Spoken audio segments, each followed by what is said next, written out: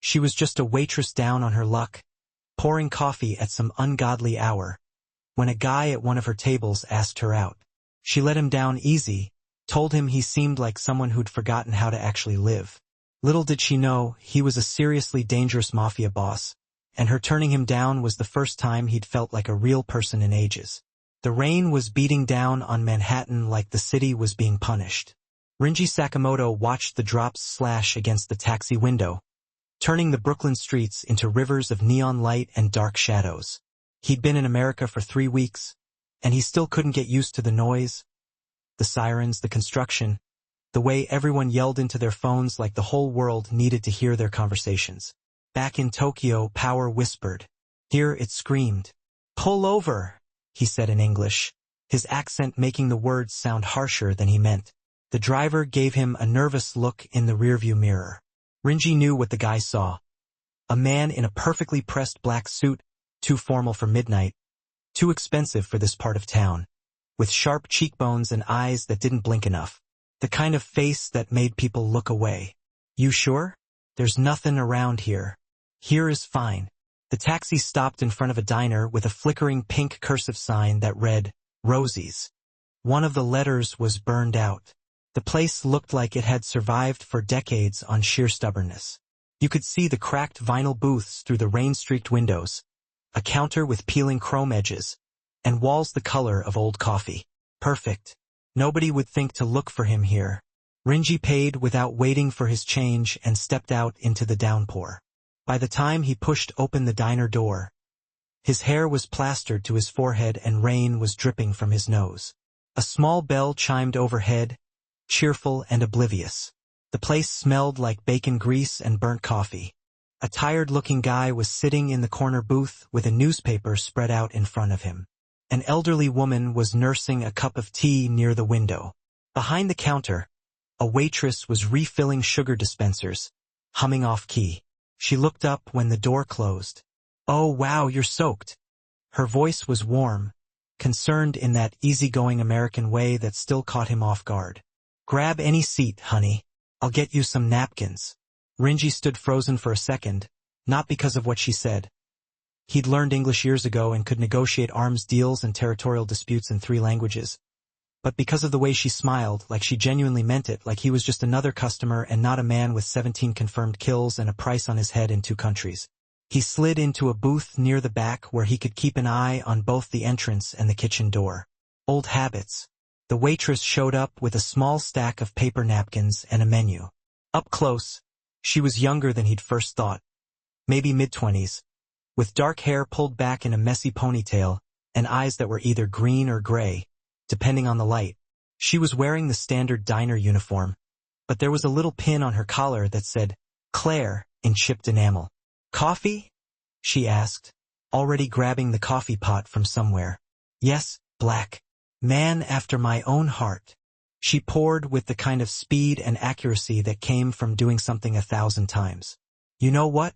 You want to eat? Or do you need a minute?" "Just coffee."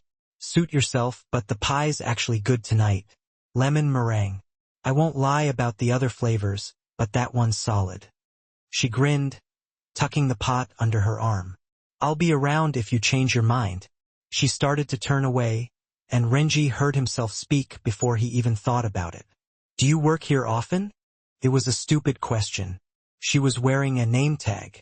Obviously, she worked here. Claire glanced back, raising her eyebrows slightly.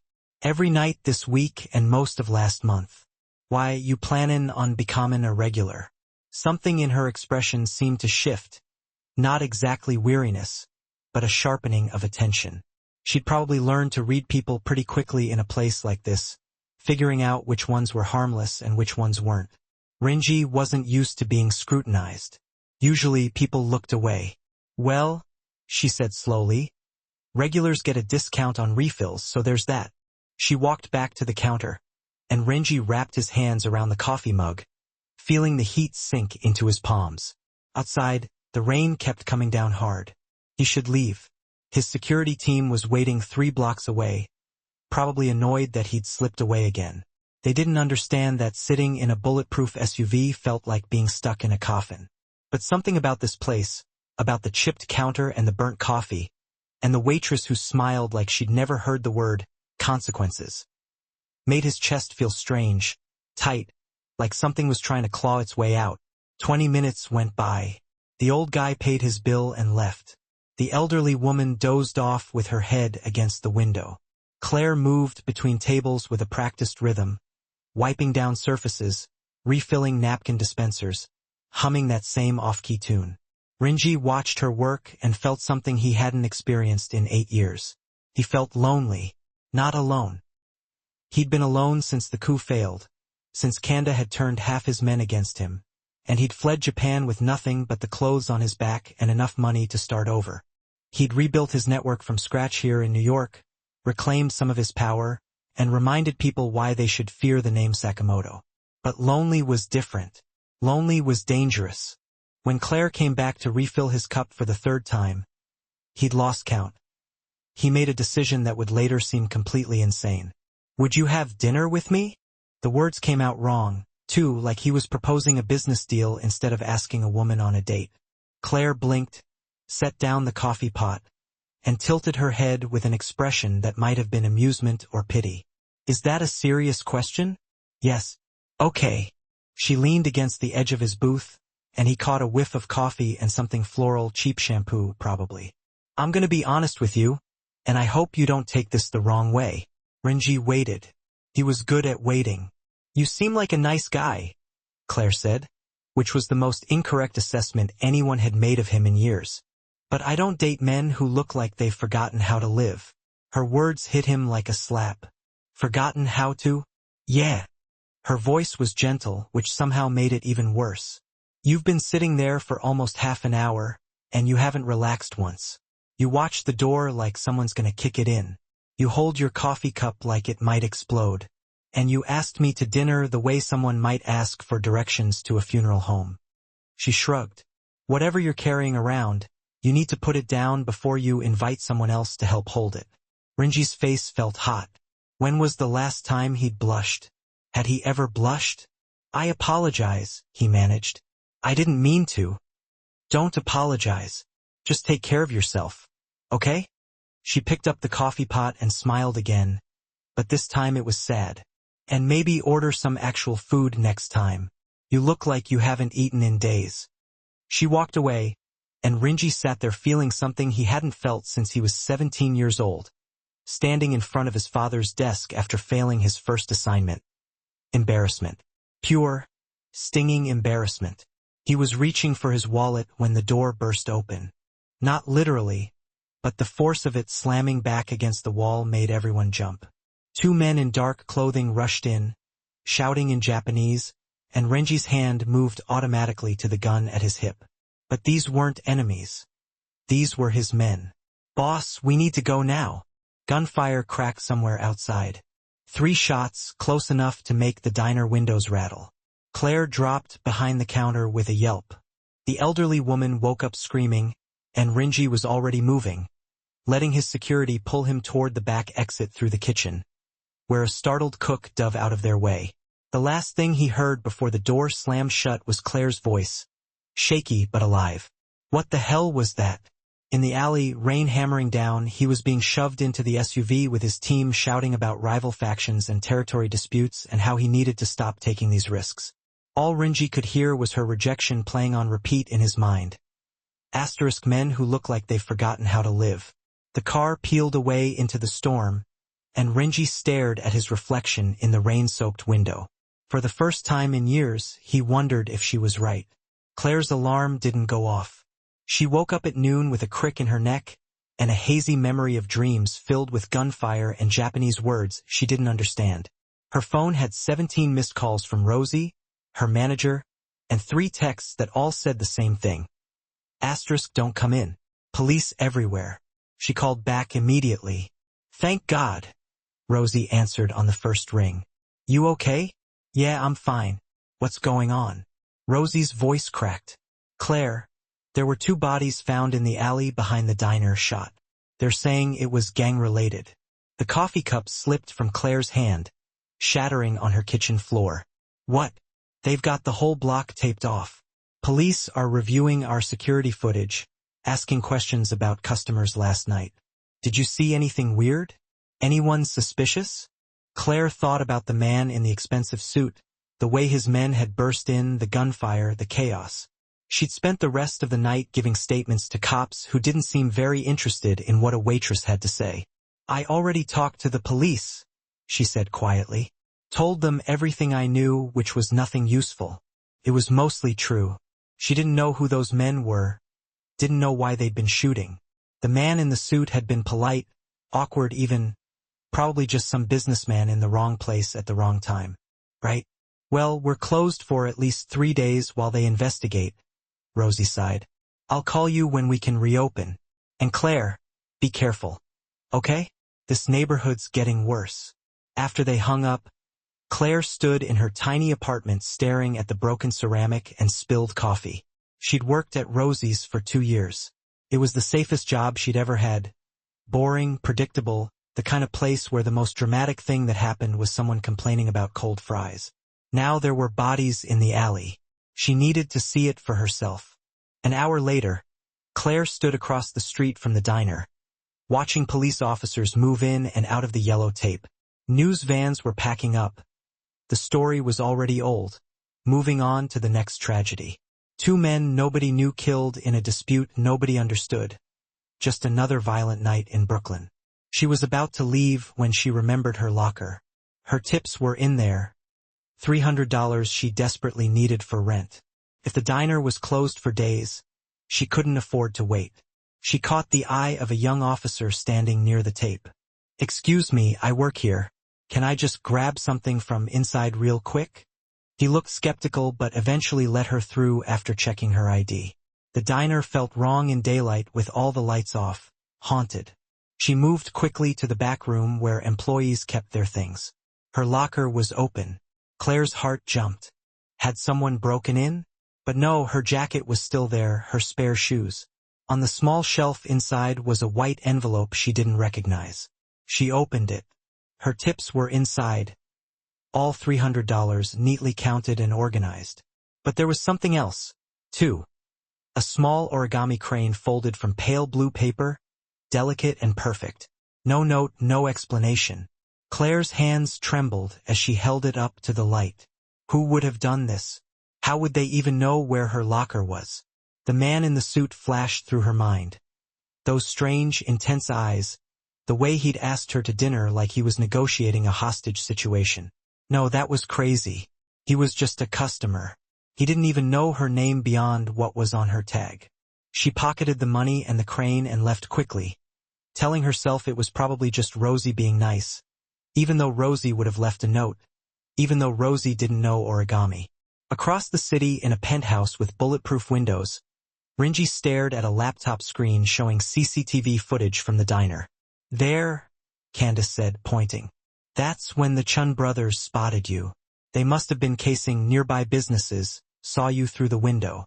The footage was grainy but clear enough.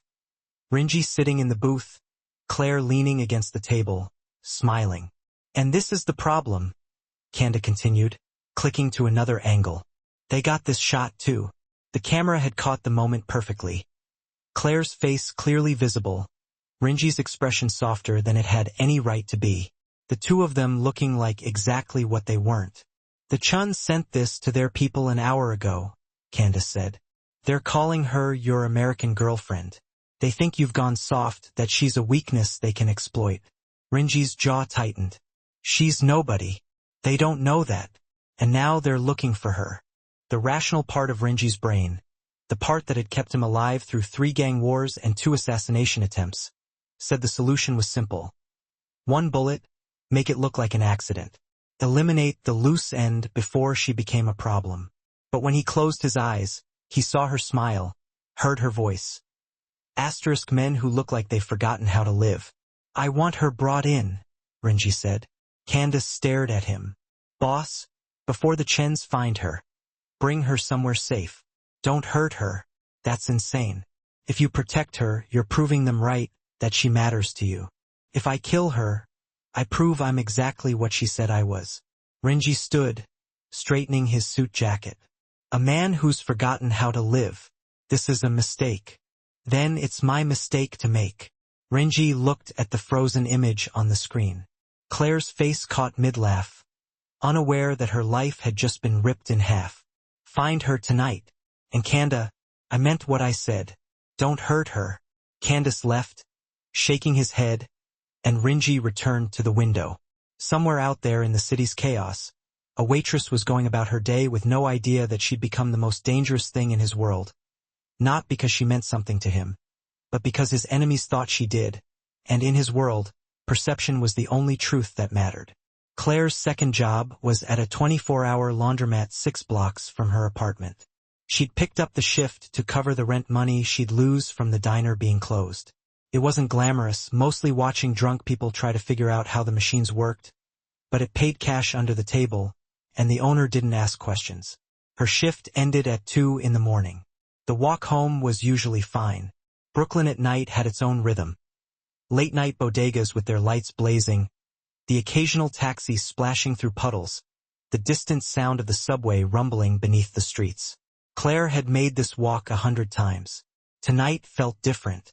She couldn't explain it, just a tightness between her shoulder blades, like she was being watched. Twice she turned around, expecting to see someone following her. But the street was empty except for a homeless man sleeping in a doorway and a cat digging through trash. Get it together, she muttered to herself, walking faster. She was half a block from her apartment when the van pulled up. It happened so fast she didn't have time to scream. The side door slid open, hands grabbed her arms, and she was yanked inside before her brain could process what was happening. Someone pressed a cloth over her mouth. A sweet-smelling chemical, and the world tilted sideways. Don't fight, a voice said in accented English. Boss's orders. No harm. Then nothing.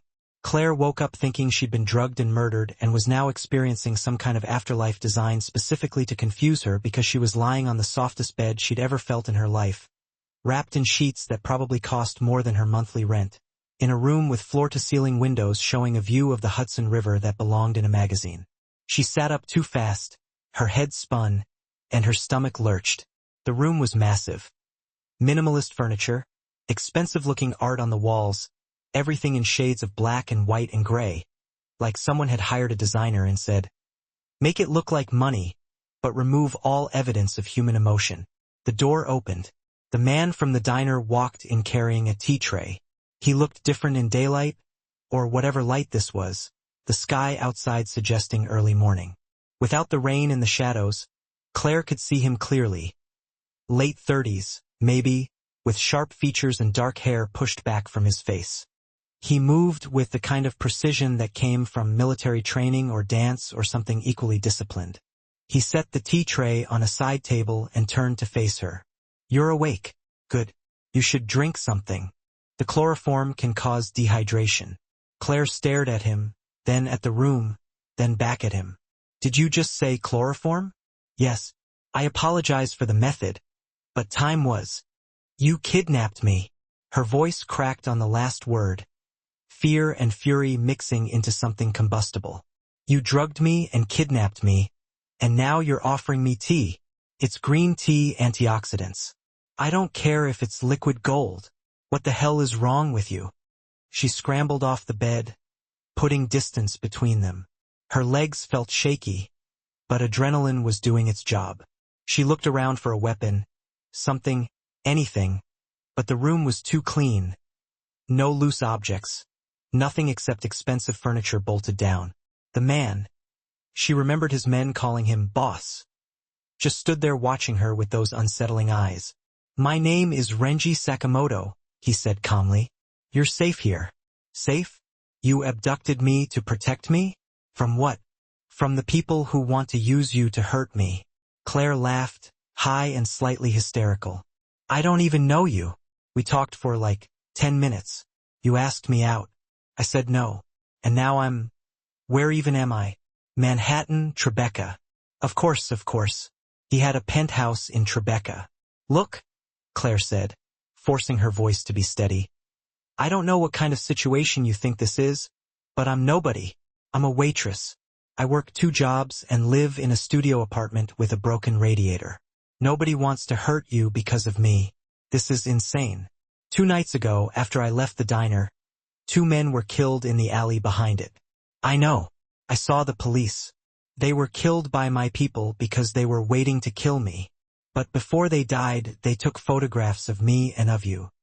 Renji's expression didn't change, but something in his voice made Claire's skin go cold. They sent those photographs to their organization. Now those people believe you matter to me, and they will find you and hurt you to send a message. But I don't matter to you. You don't even know me. That distinction is irrelevant to them. Claire's back hit the window. So what? I'm just supposed to stay here for how long? A few days, perhaps a week, until the situation resolves, and then you go back to your life. I'll ensure you have enough money to relocate if you wish, a new identity if necessary. He said it so matter-of-factly, like he was discussing a grocery list instead of dismantling her entire existence. This is insane, Claire whispered. You're insane. Perhaps. Renji moved to the window beside her, looking out at the river.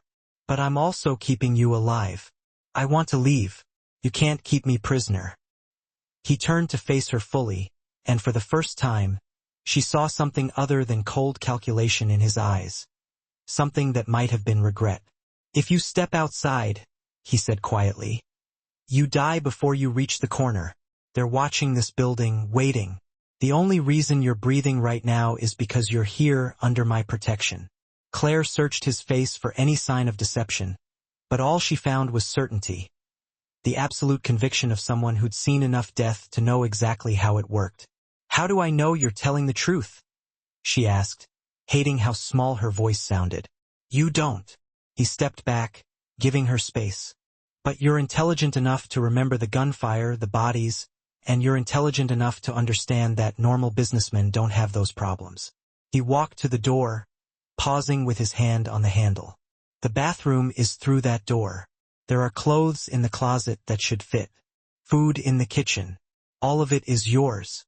His eyes met hers one last time.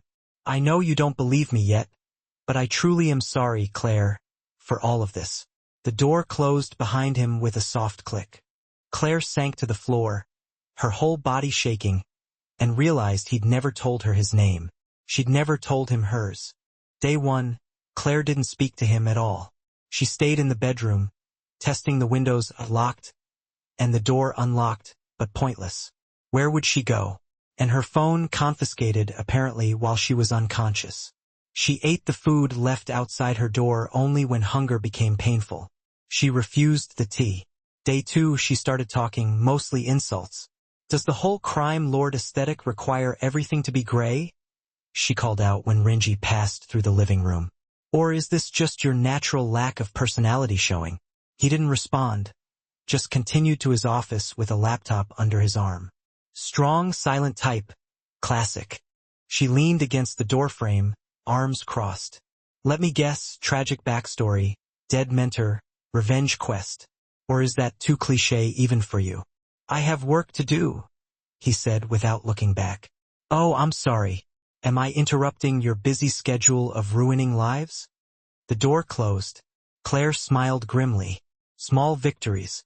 By day 3, the penthouse started feeling less like a prison and more like a very expensive hamster cage. She'd explored every room. 5 bedrooms, 4 bathrooms, a kitchen that looked like it had never been used, and Renji's office that stayed locked. The view was spectacular. The silence was suffocating. She found him in the kitchen that evening, making tea with even more care than before. It was the only thing she had left of him, the only proof that any of it had been real, that she hadn't imagined the dinners and the penthouse and the feeling of being protected by someone who was more dangerous than anyone she'd ever met. When the call came from Rosie's asking her to come back, she almost said no. Almost stayed in California where the sun was always shining and the ghosts didn't follow you quite so closely. But something had drawn her back. A sense of unfinished business, maybe. Or maybe just a need to see if she could face the place where it had all started and not fall apart. She took a deep breath and pushed open the door. The smell of coffee and frying bacon hit her like a wave. Familiar faces looked up from their plates. Rosie herself bustled out from behind the counter, her face lighting up when she saw Claire. "Claire, you're back. We missed you, honey. Come on in, let me get you some coffee." It was like she'd never left. Like the explosions and the betrayals and the men with guns had all been a bad dream. But then she looked at the counter where she used to work and saw a new waitress, young and bright-eyed, taking an order. And Claire knew that things could never really go back to the way they were. She was different now, changed by everything that had happened. But maybe that wasn't such a bad thing. Maybe it was a chance to start over for real, to build a new life on the ashes of the old one. "So," Rosie said, "you gonna take the job? It ain't much, but it's honest work. And we need someone we can trust to run this place." Claire looked around at the familiar faces, at the smell of coffee and bacon, at the new waitress taking orders. And she smiled. "Yeah, Rosie," she said, "I'll take it." The focus was as sharp as a ritualistic practice. "Do you ever eat real food?" she asked. "Or do you just get your nutrients from the sun? There's food in the fridge." "Yeah, I've seen it. Super impressive. You've got like 6 different kinds of mineral water and vegetables that look like they're auditioning for a spot in a museum." She opened a cabinet and found nothing but more tea. "This is depressing. Like aggressively depressing. I don't cook, obviously." Claire pulled out a chair and sat down without being asked. "So, what's your story? And don't give me that mysterious crime boss act. You kidnapped me.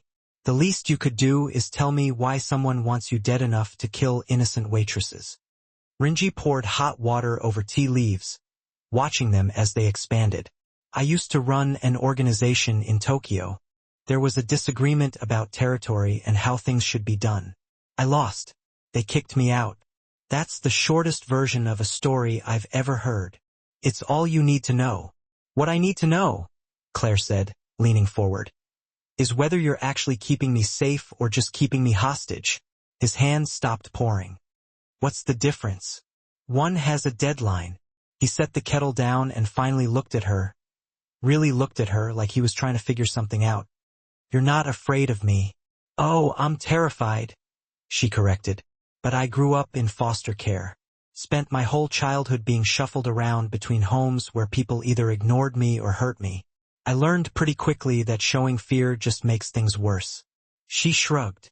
"So, yeah, you scare me, but I've been scared before." Something changed in his face. "That's why you work 2 jobs. No family to help. No family at all. My parents died when I was 6.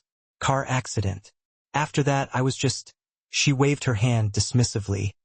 "A problem the system had to deal with, and the system isn't exactly great at solving problems." "I'm sorry. Don't be. I survived.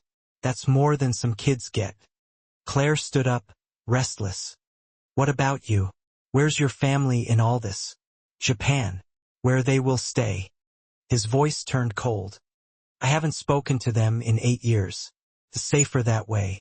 "Safer for who?" "For them." The way he said it, flat and final, told Claire more than any explanation ever could. He wasn't just kicked out. He was erased, cut off from everything that made him who he was. "That's lonely," she said softly.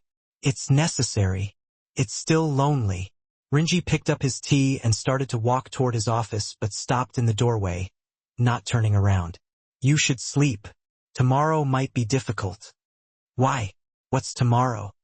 "The day I find out if my plan is going to work." He left before she could ask what that meant. Day 4 started with screaming. Claire woke up suddenly to the sound of something breaking, followed by loud, angry voices speaking Japanese. She quietly crept to her door, heart racing, and peeked out. Renji was in the living room arguing with a tall man in a really expensive suit. No, not arguing, fighting. The other man had a knife, slashing with quick, violent movements. Renji dodged, grabbed a lamp and used it to block the blade. The knife still found its target. Renji grunted as it cut across his forearm. Blood splattered on the white carpet. The other man said something in Japanese. It sounded like a threat, and Renji responded in kind, his voice low and dangerous. Then, impossibly, Renji disarmed him. One smooth move and the knife clattered across the floor. 2 more moves and the man was on the ground, Renji's knee on his chest. "Leave," Renji said in English. "Tell Kanda I said no." The man scrambled up and ran out, leaving the door wide open. Renji stood there breathing hard, blood dripping from his arm onto the fancy floor. He swayed a little. "Okay," Claire said, stepping out. "Bathroom. Now." He turned, looking surprised to see her. "I'm fine. You're bleeding all over your minimalist decor. Move." To her surprise, he actually listened. In the bathroom under the bright lights, the cut looked worse than she'd hoped, but better than she'd feared. Deep but clean. Claire grabbed the first aid kit from under the sink. Of course, he had a fully stocked first aid kit. She started cleaning the wound. "You don't have to do this," Renji said quietly. "Shut up, Claire." I said, "Shut up." Her hands were steadier than she expected. "Who is that?" "Someone who thinks I'm making mistakes." "Are you?" He didn't answer. He just watched her work with that same confused expression, like she was a math problem he couldn't solve. "Why would you help me?" he asked, and she realized he'd switched to Japanese. Just a few words, but clear enough. "Why would you help a monster?" Claire looked up and met his eyes. "Because monsters bleed, too." For the first time since she'd met him, Renji's careful mask cracked. Just for a second, she saw something real underneath. Confusion, gratitude, and a loneliness so deep it looked like drowning. Then it was gone. He was stone again. But his hand, when she bandaged it, was shaking. "Thank you," he whispered. Claire finished tying off the gauze. "You're welcome. Now tell me what's really going on." This time he did. The truth, as Renji explained it over cold tea and the first light of dawn, was worse than Claire had imagined. The Chun brothers weren't the real threat. They were just pawns. The real danger was a man named Tuanda, Renji's former right-hand man, the person he'd trusted most in the world. Kanda had planned the coup that ruined everything. And now he was in New York, trying to rebuild the same organization that Renji was trying to reassemble. "He wants me dead," Renji said flatly. "But more than that, he wants me humiliated, broken. He wants to prove I'm weak." "And I'm the proof," Claire finished. Yes, she should have been angry, should have thrown something. Instead, she just felt exhausted. "So what's the plan? I hide here forever while you two play chess with human lives?" "The plan is to end this quickly." "How?" He didn't answer, which was answer enough. Claire stood and walked to the window. The city was waking up below. People going to their jobs, living normal lives, completely unaware that men like Renji existed in the shadows between their everyday routines. "I was supposed to work a shift at the laundromat today," she said quietly. "Would have made $60.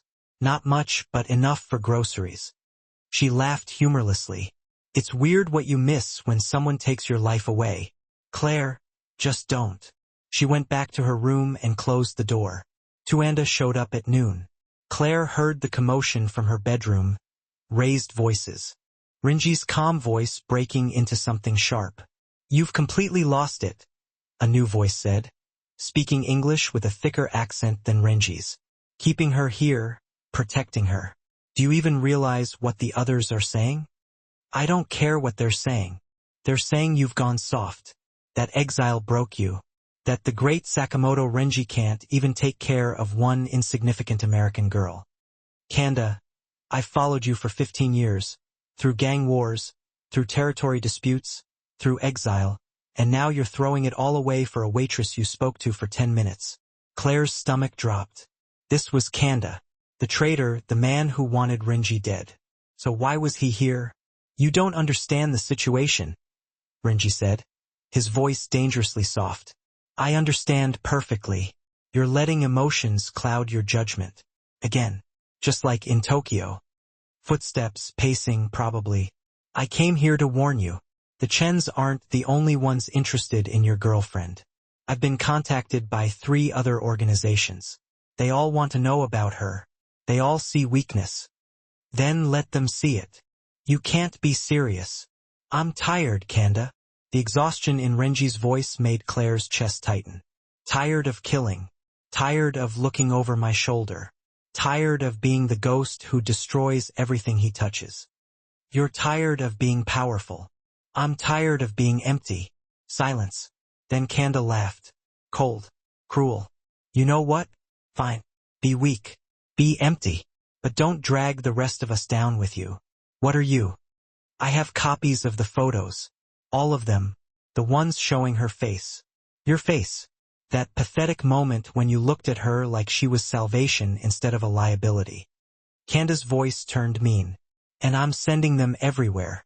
Every rival, every young boss trying to make a name for himself. By tonight, the whole underworld will know exactly where to find her. You wouldn't. I already did 20 minutes ago before I came up here. Another laugh. So now you get to choose, boss. Reclaim your power. Prove you're still ruthless by killing her yourself. Or watch her die because you were too weak to do what was necessary. Kanda, I swear to God. You swear what? You'll kill me? You can't even kill her. Footsteps moving toward the door. I'll give you 24 hours. After that, whoever finds her first gets to deliver her head to your doorstep. Either way, the empire you're building dies today. The door slammed shut. Claire stood frozen, her whole body numb. This was her fault. Not because she'd done anything wrong, but because she'd been in the wrong place at the wrong time. Because a lonely man had asked her to dinner, and she'd said no in a way that made him feel human for the first time in years. And now people were going to die. Maybe her, probably him. All because of a conversation in a diner. She heard Renji punching something, probably the wall. Maybe heard him cursing in Japanese. The words filled with fury and frustration. Heard the moment he stopped, taking a deep breath, pulling himself back together. Claire moved quickly and quietly. She'd spent years sneaking out of foster homes, learning to move without making a sound. The penthouse's front door was monitored, but there was a service entrance through the kitchen. She'd noticed it days ago, filed it away without knowing why. Now she knew. In the kitchen, she found cash in a drawer.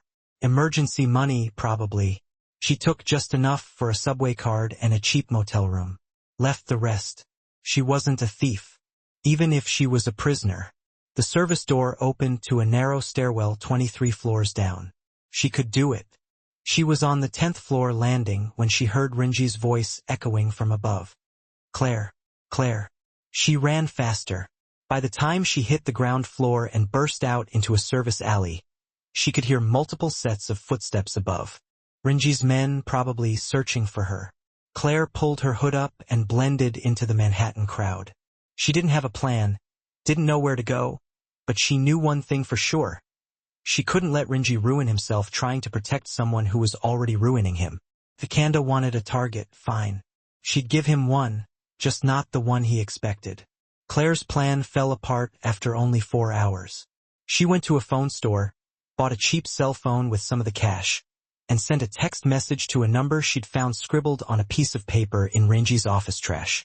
Just an address, an abandoned lot in Queens, and a time. No explanation. The idea was simple. Make herself seen, pull the attention away from Renji, lead them somewhere he wasn't. Let them find her alone. Maybe they'd realize she was nobody worth the trouble. Maybe they'd just let her go. She'd never been good at understanding how criminals thought. The subway ride to Queens seemed like forever. Claire watched every passenger, jumping at every sudden movement. A man in a suit looked at her for too long.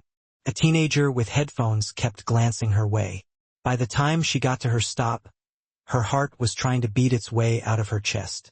The abandoned lot was even worse than she'd imagined. A stretch of cracked concrete and rusted chain-link fence surrounded by warehouses that looked like they'd been empty for decades. Graffiti covered everything. Broken glass glittered in the fading light. Claire was halfway across the lot when she realized she'd made a mistake. They were already there. 5 men appeared from the shadows, moving with the coordinated precision of people who'd done this before. They didn't rush, didn't need to. They had her surrounded, cutting off every way out. Claire Evans? One of them said, reading from his phone like he was checking a grocery list. The boss's girlfriend. You're shorter than I expected. I'm not his girlfriend, Claire said, hating the way her voice shook. I'm just a waitress. This is a misunderstanding. Sure it is, he smiled. It was the smile of someone who enjoyed his job a little too much. That's why Sakamoto's been protecting you. That's why Kanda wants you dead. Because you're nobody. They moved closer. Claire's back hit the side of a warehouse. No more room to run. Please. She tried one last time.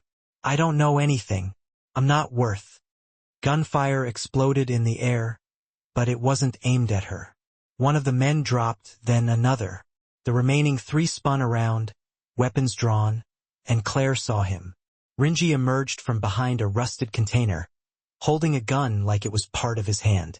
His face was a mask of cold fury. Get away from her, he said quietly.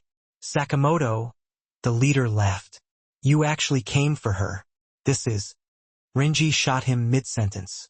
Then everything turned into chaos. The remaining 2 opened fire, but Rinji moved like water, smooth, unavoidable. He shot one in the leg, disarmed the other with a move so fast Claire couldn't even see it. In seconds, the threat was gone, but the sound of the gunfire had gotten attention. More men appeared. Not Chen's this time. These wore the same dark clothing as Rinji's security team. Claire's relief lasted about 2 seconds before she heard Rinji catch his breath sharply. No, Kanda, you didn't. Sorry, boss, one of them said, raising his gun. Nothing personal, just better business. They were his own men. Kanda had turned them. Rinji moved to shield Claire, but he wasn't fast enough. The first shot hit him in the shoulder, spinning him around. The second would have hit his chest if Claire hadn't grabbed his arm and yanked him sideways. Run! He shouted, shooting back. They ran through the lot, between warehouses. Rinji was leaving a trail of blood behind them. Claire could hear shouts, footsteps, the scary feeling of being chased. They turned a corner and almost fell into darkness. A subway entrance, abandoned, the stairs leading down into black nothing. There! Claire pulled him forward. They stumbled down the broken stairs, through a broken turnstile, onto a platform that hadn't seen trains in years. The tunnel stretched ahead, fading into shadow. Rinji collapsed against a support beam, breathing hard.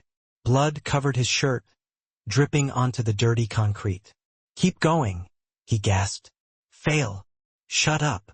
Claire pulled off his jacket with shaking hands and pressed it against his shoulder.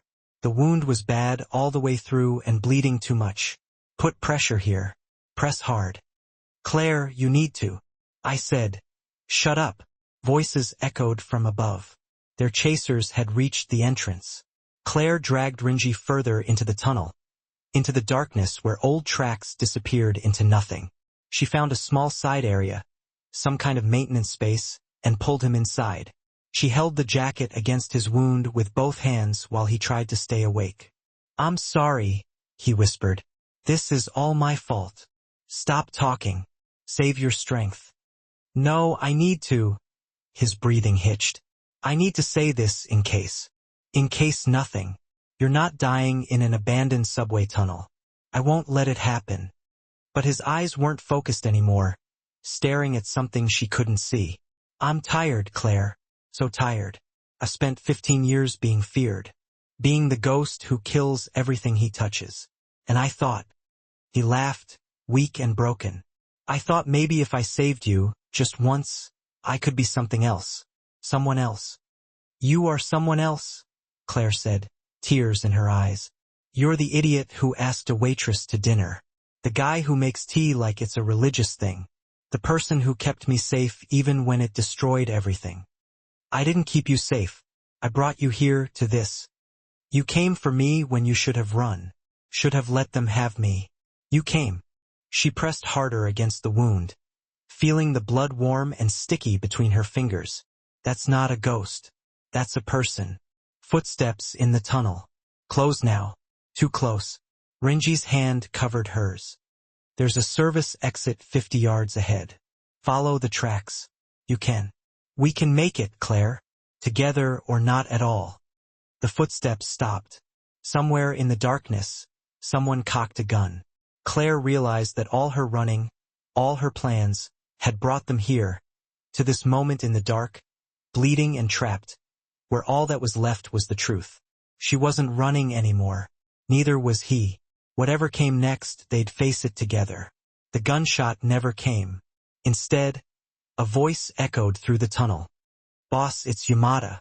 Don't shoot." Renji's whole body went tense. "Yamada? You're supposed to be dead. Candace's men." "Candace's dead, sir." Footsteps approached, and a man emerged from the shadows.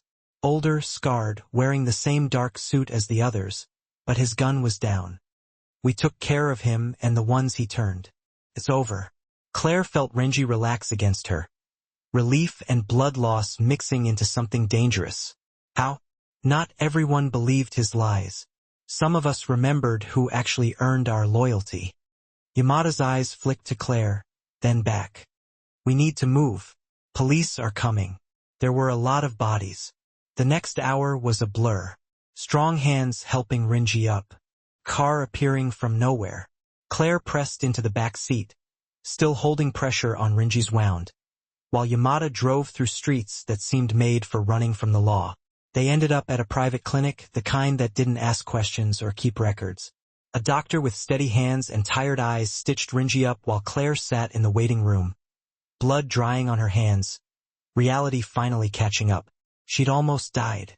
Renji had almost died. People were dead because of her. She was shaking when Renji came out, arm in a sling, moving carefully. He sat down next to her without speaking. "I want to go home," Claire whispered. "I know. My apartment, my jobs, my life. I want it back." "You can't." She turned to look at him. His face was pale, exhausted, but his eyes were clear, determined. "Canda's dead, but he did what he promised," Renji said quietly. "Your face is everywhere now. Every organization in 3 states knows who you are, what you look like, and that I cared enough to start a war over you." He reached into his pocket with his good hand and pulled out a thick envelope. "This is a new identity. Social security card, driver's license, birth certificate, bank account with enough money to start over anywhere you want." Claire stared at the envelope like it was a snake. "You're erasing me. I'm saving you by destroying who I am. By giving you a chance to be someone else. Someone safe." His voice cracked a little. "Someone who doesn't have to look over her shoulder for the rest of her life. And you? What happens to you?" "I disappear too." Something in the way he said it made Claire's stomach drop. "Renji, what's going on?" "There's going to be an explosion tonight at the Hudson River docks. They'll find bodies. People who crossed me. People who crossed Canada. Enough evidence to convince everyone that I died cleaning up the mess." He smiled. It was the saddest thing she'd ever seen. The ghost finally becomes a ghost. "That's not. You can't." Claire grabbed his good arm. "Come with me. We'll both disappear. Start over somewhere, together." "Claire, you said you were tired of being empty. You said you wanted to be something else. So, be something else with me." "I can't." He turned to face her, and she saw tears in his eyes. The first real emotion breaking through all that control. "A man like me can't walk into the daylight. I've done things, terrible things. Things that don't wash away with new identities and fresh starts. You deserve better than someone who will always have blood on his hands." "I don't care. You should." He stood, swaying a little, and pulled something from his pocket. The origami crane. The one he'd left in her locker. A lifetime ago. But now it was stained red. Blood seeping into the blue paper. "Keep this. Remember that once, for a few days, someone tried to be more than what he was because of you. Renji, please." He kissed her forehead gently, finally.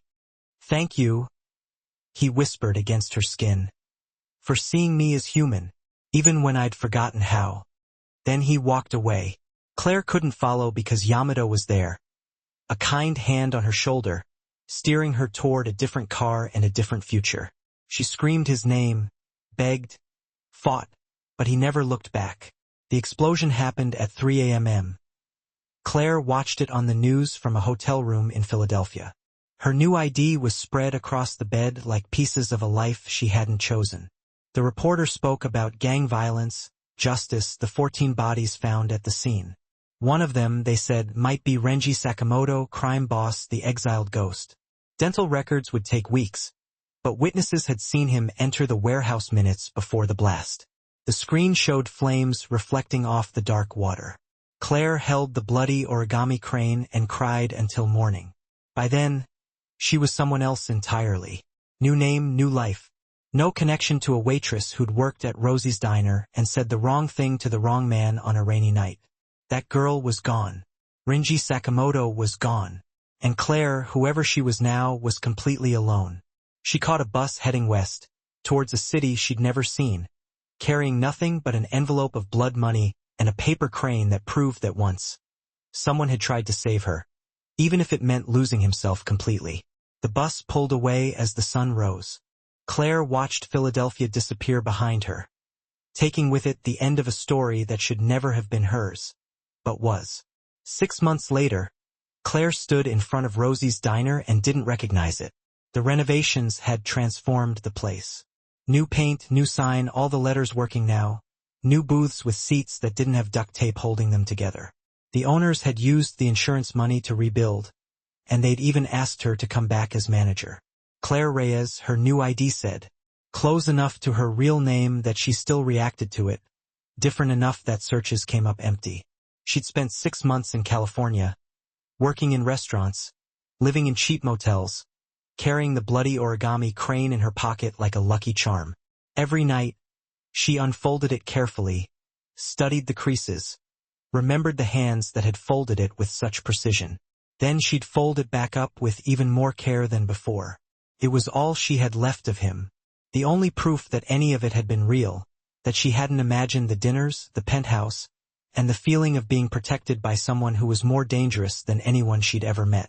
When the call came from Rosie's, asking her to come back, she almost said no. Almost stayed in California, where the sun was always shining and the ghosts didn't follow you so closely. But something had pulled her back. Maybe a sense of unfinished business. Or maybe just a need to see if she could face the place where it had all started and not fall apart. She took a deep breath and pushed open the door. The smell of coffee and frying bacon hit her like a wave. Familiar faces looked up from their plates. Rosie herself bustled out from behind the counter, her face lighting up when she saw Claire. Claire, you're back. We missed you, honey. Come on in, let me get you some coffee. It was like she'd never left. Like the explosions and the betrayals and the men with guns had all been a bad dream. But then she looked at the counter where she used to work and saw a new waitress, young and bright-eyed, taking an order. Claire knew things could never really go back to the way they were. She was different now, changed by everything that had happened. But maybe that wasn't such a bad thing. Maybe it was a chance to start over for real, to build a new life on the ashes of the old one. So, Rosie said, "You gonna take the job? It ain't much, but it's honest work. And we need someone we can trust to run this place." Claire looked around at the familiar faces, the smell of coffee and bacon, the new waitress. She smiled. "Yeah, Rosie," she said. "I'll take it." And she wondered if she was keeping a memorial or a promise. When Rosie called about the job, Claire almost turned it down. Going back felt risky, foolish, like she was pushing her luck. But she was done running. And maybe, just maybe, a part of her hoped he'd kept running too, that somewhere out there, Rinji Sakamoto had discovered whatever guys like him found when they stopped being ghosts. The diner had its grand reopening on a Tuesday. Claire spent that first week getting the hang of the new systems, training the new waitresses, and trying to remember that she was the manager now. Not the girl who used to pour coffee for lonely men at all hours of the night. The clientele was different too. The neighborhood had evolved, become younger, more vibrant. Brooklyn was always in the process of reinventing itself. On Friday, a guy came in asking about the open kitchen position. "I'm looking for a cook," Claire said, not bothering to look up from her inventory sheet. "Someone who can handle the breakfast rush, and I can cook." The sound of his voice stopped her dead in her tracks. Not because she recognized it right away, but because of the way it sounded, soft, careful, with just a hint of an accent rounding off the edges. She finally looked up. He was different, no doubt about it. Thinner, with longer hair pulled back, glasses sitting on his nose, dressed in a plain t-shirt and jeans instead of those fancy suits he used to wear. His hands were marked with scars that hadn't been there before, burn marks that were likely from an explosion. But the eyes, those were unmistakable. Do you have experience? Her voice almost failed her. She tried again. Some. I'm good with knives. The ghost of a smile played on his lips. And I follow directions. Well, Claire's hands were trembling. She put down the clipboard before she dropped it. References. No, I've been traveling, working odd jobs for cash. He shifted slightly, and she noticed he favored his left side, his shoulder, where he'd taken that bullet. I understand if that's a problem. What's your name? A beat of silence. Ken Yamada. Yamada. His loyal lieutenant's name. Of course. When can you start? Whenever you need me. Claire made herself take a deep breath, forced herself to be professional. Tomorrow, 5 a.m. We'll do a trial week, see if you're a good fit. Thank you. He turned to go, and Claire's voice stopped him at the door. Ken. He glanced back. Welcome to Rosie's. Something flickered across his face. Gratitude, relief, a spark of recognition. Then he just nodded and left, and Claire sank into the nearest booth, her whole body shaking. He was alive. He'd actually come back. The next morning, Ken showed up 10 minutes early. He worked quietly, efficiently, figuring out the kitchen layout without saying a word. He made perfect eggs, bacon that was crispy just the way it should be, and pancakes that were somehow even better than anything the old cook had ever managed. In between filling orders, he cleaned with a level of precision that spoke of discipline that went way beyond just cooking. He never smiled, never chatted with the other staff, just did his job, picked up his pay at the end of each shift, and disappeared. But every morning when Claire opened the register, there was a new origami crane. Different colors, blue, green, white, yellow, always placed right in the center of the cash drawer, folded with incredible skill. She started collecting them in a jar under the counter, watching her collection grow. One crane for every day he stayed. One crane for every day they didn't acknowledge the elephant in the room. 3 weeks in, a customer complained that his eggs were wrong. Claire went to deal with it and found Ken in the kitchen, staring at the order ticket with an expression of intense focus. She almost laughed. Over easy, not scrambled, she said gently. He nodded, started over, and she noticed his hands were trembling. You okay? I'm not used to. He gestured vaguely at the kitchen, the diner, the everyday chaos of the breakfast rush. This normal. It's louder than I expected. Yeah. Claire leaned against the counter. Normal is loud, messy, full of people who complain about their eggs. She smiled. It's also safe, boring. The kind of thing people take for granted until they can't anymore. I don't take it for granted. I know. Their eyes met, and for just a split second, the mask slipped. He was Renji. She was Claire. They were two people who had lived through something impossible and somehow found their way back to where it all began. Then the moment was gone. He went back to cooking. She went back to managing. But that night, she stayed late to count the day's receipts, and he stayed late to clean the kitchen. And when the last of the staff had gone home, they were alone. Rain started to fall. Of course, it did. Claire stood at the window, watching the rain streak down the glass, and heard him come up behind her. He stopped beside her, close enough that she could feel the warmth radiating from him. I shouldn't have come back, he said quietly. Why did you? Because I was tired of pretending to be dead, when the only time I felt truly alive was with you. Her breath caught in her throat. Renji. Ken, he corrected gently. Renji died in that explosion. Ken is just a cook who makes good eggs. And the cranes. Those are a reminder that some things don't die, they just transform. Claire turned to face him, and what she saw made her heart ache. Hope mixed with fear, love mixed with uncertainty. A man trying desperately to believe that he deserved a second chance. Welcome back, Renji, she whispered. He smiled, a small, tentative smile. The smile of someone relearning how after years of forgetting. But it was real.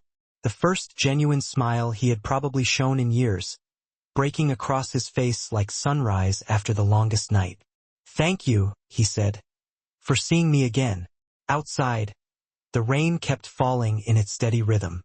Inside, two people who had once been ghosts stood in the warm light of a diner that had survived its own resurrection, learning together what it meant to be human. Not perfect, not safe, not without scars, but alive. Finally, impossibly alive.